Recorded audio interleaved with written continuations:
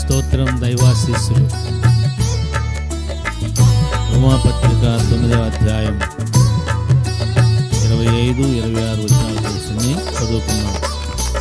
ఆ ప్రకారం నా ప్రజలు కాని వారికి నా ప్రజలనియు, ప్రియురాలు కాని దానికి ప్రియురాలనియు పేరు పెట్టుదును. మరియు జరుగునదేమనగా, మీరు నా ప్రజలు కారని ఏ చోటను వారితో చెప్పబడినో ఆ చోటనే జీవము గల దేవుని కుమారులను వారి పేరు పెట్టబడిన విషయాలను చెప్పుచున్నాడు. ప్రభు తన మాట మన కొరకు దీవించునుగాక. భక్త పౌలు గారు పాత నిబంధన ప్రవచనాలు కానీ లేఖనాలు కానీ అర్థమవునట్లుగా ఆయన తర్వాత మనం పుట్టినందుకు మనం ధన్యులమే. ఆయనకంటే ముందు పుట్టుంటే ఏమయ్యేదో తెలిసేది కాదు, కానీ ఆయన తర్వాత పుట్టడం వల్ల మనం ధన్యులుగా దేవుడు ఆయన కృపను మన ఏళ్ళ కనపరిచాడు. దేవుని పిల్లలారా, హోషేయలో చెప్పబడిన మాట ప్రియురాలు.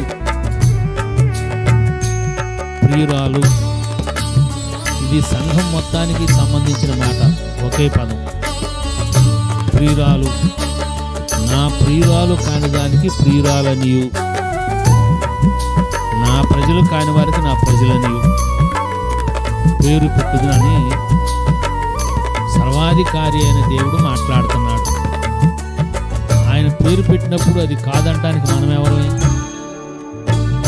అవుననే అనాలి. దేవుని పిల్లలారా, సత్య సంబంధి అయిన ప్రతివాడు నా మాట వినును అనే మాట మనం ఎప్పుడైతే దేవుడు చెప్పిన దాన్ని చెప్పినట్లుగా ఒప్పుకుంటామో అప్పుడు దేవుని ఆత్మ మనలో సమృద్ధి అయిన సమాధానం, బలము, శక్తి ఇస్తారు. ప్రభువారు ఈ లోకంలో ఎవరిని ఏర్పరచుకొని బలపరిచి వాడుకుంటున్నారో వారిని మనం గౌరవించాలి. అది ఏ సహవాసమైనా, అది ఏ దేశమైనా. ప్రపంచంలో ప్రఖ్యాతిగాంచిన దైవజనులుగా సువార్త చెప్పడానికి బిల్లీ గ్రహం గారు సుమారుగా 22 కోట్ల మందికి ఆయన సువార్త చెప్పాడని, 23 కోట్ల మందికి ఒక అంచనా. అంతమందికి సువార్త చెప్పిన వాళ్ళు సువార్థికులు ఎవరు లేరు. ఆయన పాస్టర్ గారు కాదు, ఆయన ఒక సంఘంలో సువార్థికుడు. అంతమందికి సువార్త చెప్పారు. ఒకసారి అప్పుడు టీవీలో, రేడియోలో ప్రపంచం అంతా సువార్త చెప్పాలని చాలా డబ్బు వెచ్చించి సమయం కొని దానికి ఒక దేశం నుండి, అమెరికా దేశం నుంచి కాకుండా వేరే నార్వేనో ఎక్కడి నుంచో, ఆ ఊరి పేరు, దేశం పేరు మర్చిపోయాను, అక్కడి నుంచి అయితే రిలే బాగా వెళుతుందని అక్కడ సమయం కొన్నారు. ఆయన దగ్గర ఒక టీం మొత్తం కలిసి అక్కడికి వెళ్ళారు. జస్ట్ అది 12 నిమిషాలు 15 నిమిషాలు మొత్తం అక్కడ ఏర్పాటు జరిగితే సక్సెస్ఫుల్గా స్వార్థ ప్రకటించబడింది. ఆ టీం అంతా వస్తే ఒక ఆయన రాలా. ఏది మన ఫలానా వ్యక్తి డేవిడ్ జేడీని వాళ్ళు చూస్తే ఆయన కరెంటు సంబంధించి కరెంటు రావటం పోవటం అవేమి లేకుండా జాగ్రత్త చూసుకునే ఆ కోణంలో పనిచేస్తున్నాడు. అయితే ఈ రేడియో మాట్లాడుతుండగా బిల్లీ గ్రహం గారు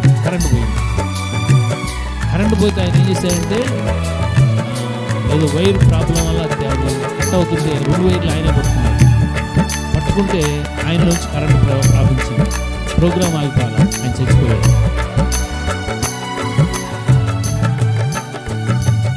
ప్రపంచంలో ప్రఖ్యాతిగాంచిన వారు ఉన్నారు అంటే దేవుడు ఏర్పరిచిన బిడ్డని అతను కనపరిచి సువార్త అభ్యంతరంగా జరగకుండా చచ్చిపోవడానికి ఇష్టపడ్డాడు, కానీ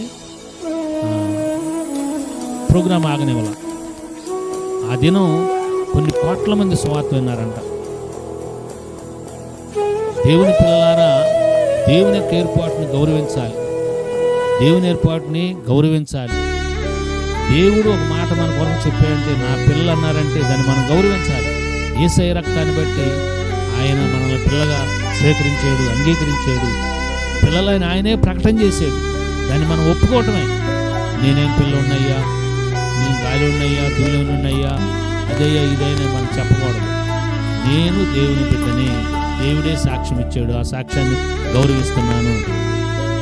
ఆ సత్యం మనకు అర్థమై దేవుడు మాట్లాడినట్టుగా మనం మాట్లాడినట్టుగా ఆత్మదేవుడు మనకు సహాయం చేయనుగాక.